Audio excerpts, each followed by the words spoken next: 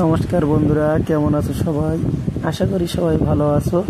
তোমাদের আশীর্বাদে আমিও ভালো আছি। তো বন্ধুরা, আজ সকালবেলা নিয়ে চলে আসলাম একটা ব্লগ ভিডিও। তো ব্লগ ভিডিওটা হলো এই যে আজকে বাড়িতে কি রান্না বান্না হবে সেসব নিয়ে। তো আমি সকালবেলা আস্তে আস্তে চলে আসলাম পুকুরের পাশে।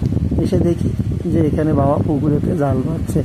তো জাল বাঁধছে, এখন পুকুরে তো বর্ষার সময় জলটা অনেকটা ভর্তি হয়ে আছে, ওই জন্য মাছ সেরকম পড়বে কিনাও বলতে পারছি না। তবু বাবা জাল বাঁধছে সকালবেলা উঠে। তো দেখতে পাচ্ছ জালটা তুলতে তুলতে বেঁধে গেল, ওই জন্য বাবা একটু নিচে নেমে পড়লো জালটা তোলার জন্য। বাবা আস্তে আস্তে জালটা তুলছে, আমরা দেখবো যে কী মাছ পড়ে। কিন্তু এখন কোনো কিছুই বোঝা যাচ্ছে না যে মাছ পড়েছে কিনা। কিন্তু বাবা আস্তে আস্তে জালটা যখন তুলে দেখলাম কোনো কিছুই পড়েনি, দুটো একটা ছোট ছোট মাছের বাচ্চা পড়েছে। তো বাবা জালটা নিয়ে আর একটা পাড়ে চলে গেল। তো আর এক পাড়ে বাবা জাল বেঁধে এসে বাবা এই যে দেখো জালটা কেমন মারলো, জলে মাঝখানের দিকে টেনে মারলো। কিন্তু এখন বর্ষার সময় তো জলটা যেহেতু ভর্তির কারণে মাছ পড়ে না, মাছগুলো যে কোনো একটা জায়গায় গিয়ে থেকে যায়। আর সেখানে আমাদের পুকুরে পাকা ঘাট আছে, ওই জন্য ঘাটের তলায় গিয়ে থেকে যায় মাছগুলো। কিন্তু বাবা আবারও জালটা তুলে দেখলাম সেখানেও তেমন কিছু পড়লো না। কিছু কিছু ছোটো ছোটো পোনা মাছের বাচ্চা পড়েছে এবং কিছু তেলাপিয়ার বাচ্চা পড়েছে, বেশিও পড়ছে না, ছোটো অল্প অল্প করে পড়ছে। তো বাবা জালটা ছেড়ে দিয়ে বাবা আরেকটা জায়গায় যাবে জাল বাঁধে। তো বাবা ওখান থেকে আমরা চলে আসলাম আরেকটা পাড়ে। তো আমি এক পাড়ে দাঁড়িয়ে আছি, বাবা আরেক পাড়ে দাঁড়িয়ে আছে, কারণ সেখানে জায়গাটা অনেক ছোটো, দাঁড়ানোর জায়গা নেই। ওই বাবা জালটা কেমন মারলো, এবার আমি আস্তে আস্তে ঘুরে বাবার ধারে যাব। কিন্তু এখানে বেশি জালটা বেঁধে যাওয়ার কারণে বাবাকে পুরো নিচে পাইলিংয়ের উপরে দাঁড়িয়ে জালটাকে তুলতে হচ্ছিল। কিন্তু বাবার জালটা যখন তুলতে গেল তখন নিচে একটা কোনো কিছু লাঠির গায়ে জালটা খুব জোর বেঁধে গেল। কিন্তু বাবাকে তখন জলে নামতে হলো, নেমে বাবা জালটাকে তুললো। বাবা সকালবেলা সম্পূর্ণ ভিজে গেছে, কিন্তু এখানেও মাছ পড়লো না। সকালবেলা উঠে একের পর এক যখন খেমনটা মারা হচ্ছে, কোনো কিছুই পড়ছে না মাছগুলো। বাবা ছোটো ছোটো মাছগুলোকে পুরোটা ছেড়ে দিচ্ছে, দিয়ে বাবা বলছিল এবারে ঘাটের পাশে যাবে, গিয়ে সেখানে একটা খেমন মারবে, মেরে দেখবে যে সেখানে কিছু পড়ছে কিনা। তো বাবা এইগুলো ছোটো ছোটো মাছগুলোকে ছাড়িয়ে দিচ্ছে।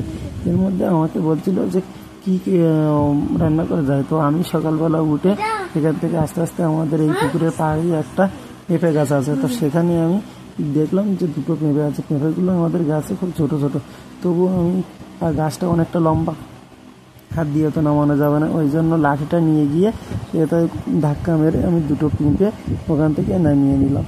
তো পেঁপেগুলো নামিয়ে নিয়ে, যেহেতু বাবা সকালবেলা অন্য একটা জায়গায় আটল পেতে রাখে বা জাল পাতা হয়, সেখান থেকে অনেকগুলো ছোটো ছোটো মাছ পড়েছে। তো সেই মাছগুলো দিয়ে পেঁপেটাকে শুক্তো করাবে। এই যে একটা পেঁপে আর একটা পেঁপে, দেখো পেঁপেগুলো ছোটো ছোটো এবং সরু, পেঁপে গাছগুলো খুব একটা ভালো না। এই যে আমার মা এখানে বসে বসে এই চুনো মাছগুলো ছোটো ছোটো মাছগুলো কাটছে, এগুলো দিয়ে রান্না হবে। তো বাবা তারপরে ঘাটের পাশে খেমনটা মারার পরে জালটা যখন তুললো, তখন অনেকগুলো ছোটো ছোটো তেলাপিয়ার বাচ্চা এবং সব ছোটো ছোটো পোনা মাছের বাচ্চা সব এসবই পড়েছে। তো এগুলো তো নেওয়া যায় না, এত ছোটো ছোটোই মাছ, ওই জন্য এগুলোকে সব একসঙ্গে করে ঝেড়ে ফেলে দিচ্ছে। দেখো কতটাই না পড়েছে। তো আর সকালবেলা তো আনা হয়েছিল বাজার থেকে মুরগির মাংস। তো মাংসগুলোকে পেঁয়াজ কেটে ওর সাথে দিয়ে এবং মশলাগুলোকে রেডি করে এখানে সব শিলের ওপরে রাখা আছে। তো ততক্ষণে কড়াই আলুগুলোকে একটু কষাই করে নেওয়া হলো। তার মধ্যে মাংসগুলোকে সমস্ত মশলাপাতি দিয়ে এটা ভালোভাবে মিশিয়ে নিয়ে এবং তার মধ্যে তেলটা গরম হতে থাকলো। তেলটা যথেষ্ট গরম হয়ে গেছে, এবারে মাংসটা কড়াতে ঢেলে দেওয়া হলো। মাংসটা কড়াই ঢেলে দেওয়ার পরে একটু অনেকক্ষণ ধরে, বেশ কিছুক্ষণ ধরে কষিয়ে নেওয়া হবে। কষিয়ে কালারটা কেমন লাগছে দেখতে, সেটা বন্ধুরা তোমরা অবশ্যই কমেন্টে কিন্তু জানাবে। তো এগুলো সমস্ত মশলাপাতি এতে দিয়ে একসঙ্গে মিক্স করে যে আলুগুলোকে প্রথমে কষাই করে একটু ভাজা করে রাখা হয়েছিল, সেগুলোকে ওর সাথে দেওয়া হয়েছে, কারণ ওগুলোতে সাথে না দিলে আলুগুলো সিদ্ধ হবে না। ওই জন্য আলুগুলো তো এর সাথে দিয়ে ভালো করে একটু কষিয়ে নিয়ে তারপরে এতে জলটা দেওয়া হবে। তো আমাদের এতে মোটামুটি মাংসটা কষানো হয়ে গেছে, এবার আমরা জলটা দিয়েই দিলাম।